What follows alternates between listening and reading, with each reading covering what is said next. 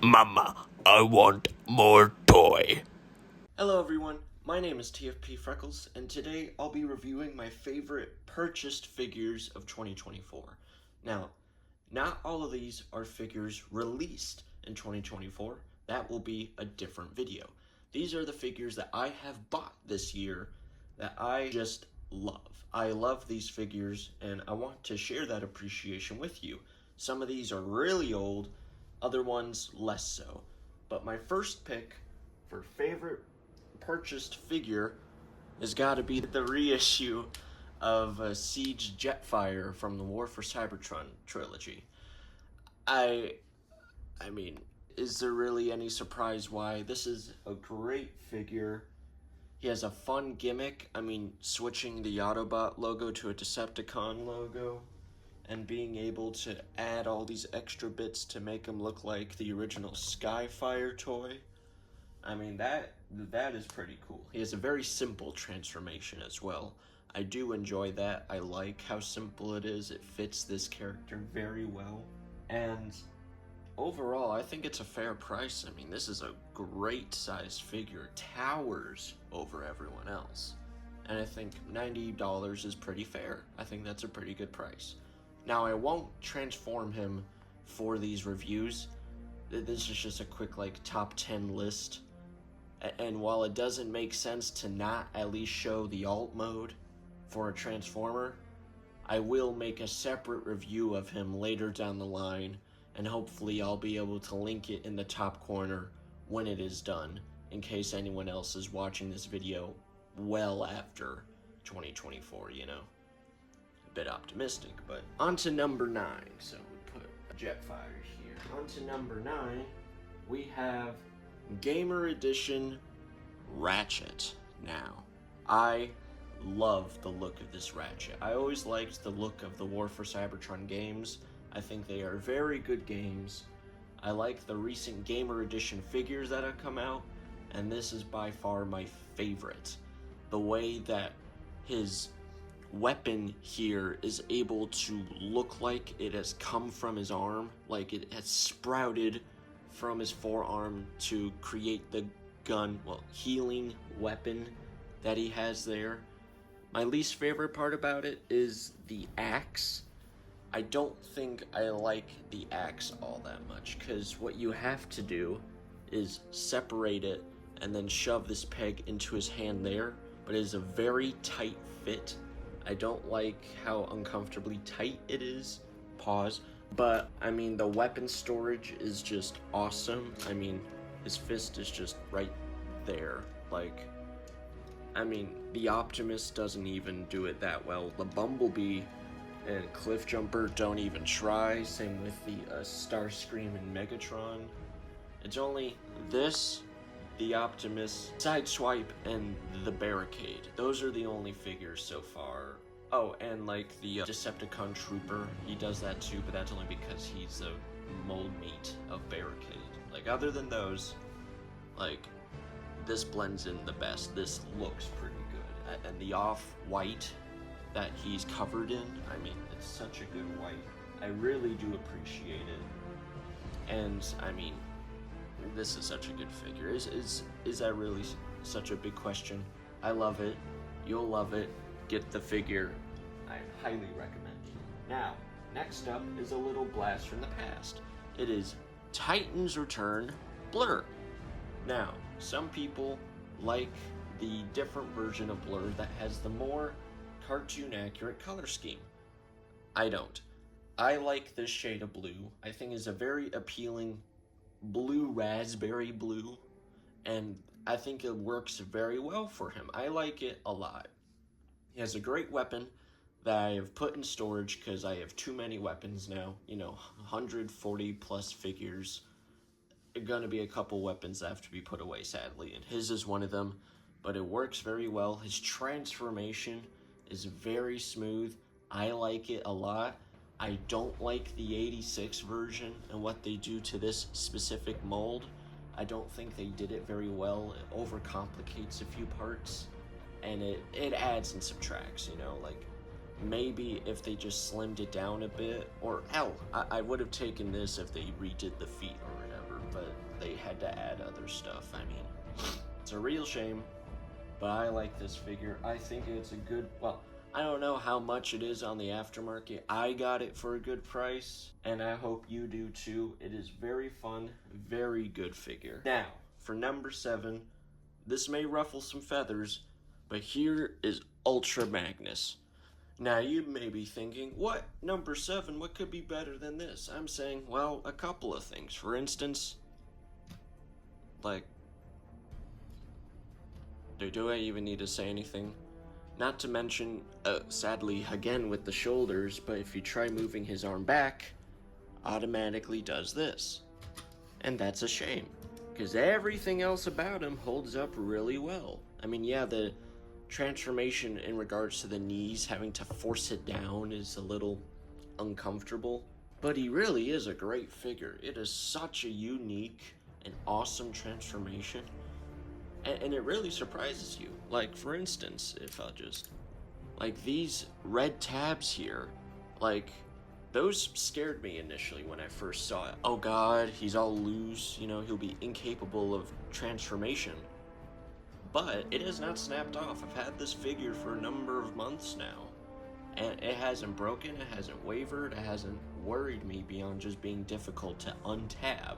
And I think, I mean, the paint looks awesome. This is a great white. It is yet to yellow, thankfully. I'm very grateful that it hasn't yellowed. It has light piping, and of course, I mean, that's cool. I do think either the Matrix is too small or his hands are too big. Like, that's the main issue, because if you look at what it looks like in the movie, you know, he's gripping it with his full, like, hand. But here, if you try to hand him the Matrix, it's barely fitting through, like, his index finger. Like, he is humongous. And I think that's in part due to the price point. Like, this is also a Commander, same as the Jetfire. So that means that requires, you know, for him to be a certain height. I think if they were given a leader class budget, maybe it could have worked out differently. But other than that, that's my number 7. Ultra Magnus from the 86 line in Studio Series. He is very cool, very nice, a bit difficult to find now. It took me a while to find him, but I would highly recommend, as I would this next figure, reactivate Starscream. Now, you can complain all you want about how poorly the game has been advertised, if the game will ever come out, but what you cannot complain about are the 4 figures that have come out for this game. I mean, these are spectacular. This Starscream is one of my favorite Starscreams to transform. It is a very smooth, very satisfying transformation. That's what I and many like me look for when looking for Transformers, a very satisfying transformation. And that's why I sometimes stay away from a lot of third-party companies, like New Age, for instance. They make very accurate and very appealing looking Transformer figures, but are a nightmare to transform, and that's not where I get my satisfaction out of this. Like, that's not what I'm here for. That's not why I got into this hobby. It is not to, you know, remind myself that, oh, these characters can now look like the thing that they looked like on the TV show. Like, I don't care, okay? I care about a good transformation and getting it close enough. And this here is an excellent transformation. Like, the thing he does with his legs, where this all folds up and then his shin moves upward, like, that's so cool. That's so cool. As well as that, there is also great paint. I think this is a very enticing paint job. It makes you think for a second. You go, what's going on? Like, why is he all covered in black, you know, soot on, like, one side of his body and looks like himself on the other? Did he get damaged? Is this, like, you know, war paint, a tactic, some poorly used camo? What is going on? Until you get to the back, where you have this giant slab of blue. I don't know why it's there. It either should have been red or black. For the life of me, I do not know why it is blue. Or this off-white beige. They should have colored it that, but they colored it blue instead. And I really don't know why. Like, once it's in jet mode, you just see it immediately, and it ruins it, in my opinion. But I have so much fun with it that I can ignore it. And that's my recommendation for my number 6 spot, Reactivate Starscream. Now, this next figure is an old one. It is a throwback to 2009, 2011, I want to say. Maybe a little earlier or later. I don't remember specifically. But it is Transformers Animated Shockwave. Now, anybody who has owned this figure or have seen the reviews knows exactly why it's on a list like this. This is an awesome figure. I think a lot of Transformers Animated is incredibly impressive. The way that they make this distinctive and very unique style of Transformers seamlessly, well, transform. It is incredibly impressive the way that he not only turns into his tank, but turns into the Autobot that he disguises himself as. And there is a teal version that looks like the Autobot color scheme that he had for a bit, which I gave to my partner. But regardless, this is an awesome Shockwave, a very, very logical pick if you are in fact a Shockwave fan. Really pricey. I know I spent a lot. I think I bought this for like 75 bucks. Probably should have gone cheaper, found something else, but I just wasn't. And it was him and the other version of him for 150 total. And I think it was 100% worth it. I am in love with this figure. It has the light piping. It has the gimmicks, like these little spring-loaded gun here that turns into the hook-like thing. Although, of course, mine, it's broken. There's supposed to be a little hook here. Mine is broken, but you just pull this back, and that's so satisfying. It's so much fun. It is such a good figure. Really would recommend you either get your hands on it or keep it if you still have one. These little finger bits have been known to snap off. Like when I first bought this, the finger broke off, but thankfully the guy found the missing part and brought it back to me. And I mean, this is just such a good figure. Get it. It is a must, a requirement, a demand even. Same goes with this one.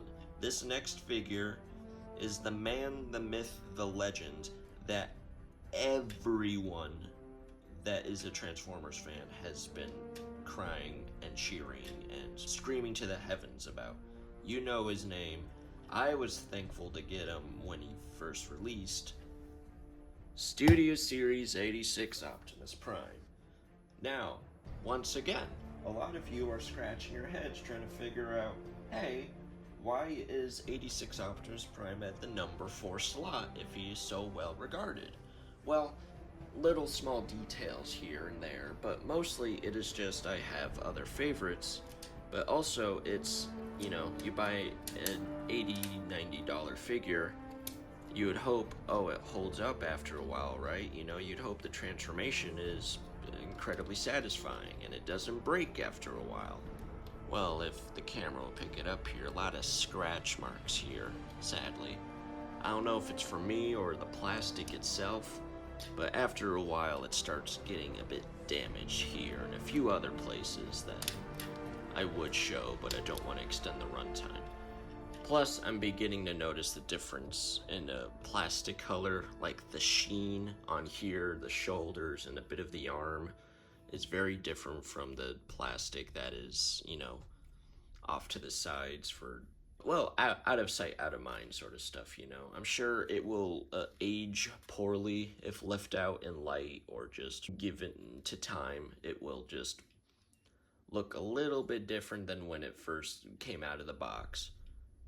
But otherwise, this is such a cool figure. It is a little wide for my liking. I like the face. I know some people don't like the face, but I very much do like the face. I think it fits very well. I like the articulated hands. That's very fun. I'm waiting for the day where they do every individual finger. I know that's incredibly difficult and would make his hands look humongous, most likely. But I mean, I just want Optimus to give someone the middle finger. Is that so bad? Is that so evil? It's great articulation. It is a lot of fun posability options. A lot of accessories as well. Comes with this giant trailer that has his gun, the blast effects that he comes with, not only for his truck mode, but for his guns, along with the axe. Though the blast effects are made out of this soft, squishy plastic, and it's really unsatisfying to mess around with, so I just keep it in there. But the trailer itself can open up, and it even has roller. It is such a cool figure. Get your hands on it. I wouldn't buy it for the price it's at right now. Like on places like Amazon or whatever, it's like 120, 160 or something crazy. Like it is incredibly expensive to get your hands on, but 100% worth its $90 price in my opinion. I know this seems like a Commander class fondling contest, to put it bluntly, but I think they did very well with the Commander classes recently. And I'm hoping that trend continues. I'm hoping it doesn't derail into Leader or Voyager class level figures with, you know, $20, $30 worth of extra bits. That's not what I would want from the Commander class price point. I don't think that would be worth it. Now, however, this next figure for my number 3 slot of my favorite purchased figures of this year, Transformers Prime Breakdown. Now, some of you in the audience are gasping, going, what? Like, huh? Who? When? Let me explain. This figure is quite literally nearly impossible to get as far as I was able to tell. I was having an extremely difficult time finding him for quite a bit, and I was spurred on when Legacy United announced its breakdown would be the Legacy Bulkhead mold, and I was infuriated. I had like a little meltdown, quite frankly. It was the first time in a long while, I feel like, where I looked at a figure, I looked at a figure and immediately said, no, that is a downgrade in my opinion. That is ugly. I do not like that whatsoever. I don't like the Legacy Bulkhead mold. I think it's inferior to the, you know, the Prime First Edition versions of them, and even the RID version I would prefer over the Legacy Bulkhead. It does not gel well with me. So I went looking for this, and for my local Transformers DMV group, someone pulled through and blessed me with this figure, because it turns out he had bought 2 of the Hasbro Pulse exclusive 2-packs that came out a while back with Breakdown and the Decepticon Flyer, like the drone flyer. He had 2 of those 2-packs and was willing to give me the other pack for $45 or something crazy like that. Like this figure that I have found on eBay and Mercari or wherever else you're looking for $100 plus $200, he gave me for $45 for both figures. Modern deluxe price. Like, I was enthralled. I was so happy to have them, and I'm hoping, I swear to God, that he never breaks or that I never die, because this is a fantastic figure. I love it to death. Good luck getting him. Do not spend an arm and a leg. Like, he is not perfect. The posing of him is what you'd expect. Like, the wrist is nothing, ankles, nothing. His legs get in the way of his knees. Like, that's as far as it goes. That's the knee bend. It is not a very posable figure. It is not impressive to play around with, and sometimes isn't even all that fun to transform. But the nostalgia hits, man. Like, it has me in a chokehold. This is Breakdown. This is such a great figure. I'm getting all choked up, and I'm so happy to have him. I really am happy to have him. Next up, from my number 2 spot, Reactivate Bumblebee. Now, if you've seen my recent full-length review of him, as of now, this is the only figure on the entire list of my favorite purchased that I have made an actual review for. So this is really early on. This is the beginnings. And you may think, oh, well, you're getting ahead of yourself here, making favorite purchased figures of, unreviewed figures. But shut up. You don't get to decide what I do. I get to decide what I do. And I say this is my number 2 pick. This is a great figure. Watch my full-length review. Fun transformation.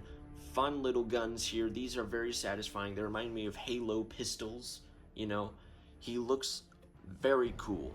Very suave. And I really hope that the Reactivate game actually comes out. Please, Hasbro, do not screw this up. Just give us the game. I would love to see this Bumblebee in the game in future installments. This is such a cool design, and you are wasting it by doing nothing. That is my number 2 pick. For number 1, it is Legacy Evolution Transmetal 2 Megatron from Beast Wars. Now, you're looking at him and you're going, whoa, what's wrong with him? Like, why is he so shiny? Well, that's because of the upgrade kits I have given him. As you can tell, not only have I given him stickers to accentuate details, but to give homage to the original 1990s toy, where he was all shiny and new looking and awesome. But also, the upgrade kit includes a different face. There's a couple different faces where he's not just snarling, smiling, getting all angry without super jagged teeth.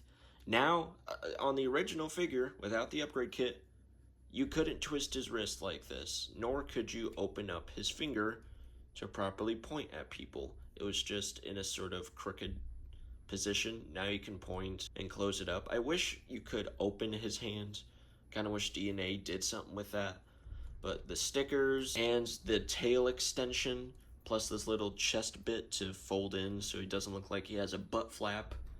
This is such a cool figure. And I'm not saying it's good because I gave it upgrade kits. It was good before, and it deserved those upgrade kits. It really does deserve these, and I am so happy to have it. It was a gift from my partner.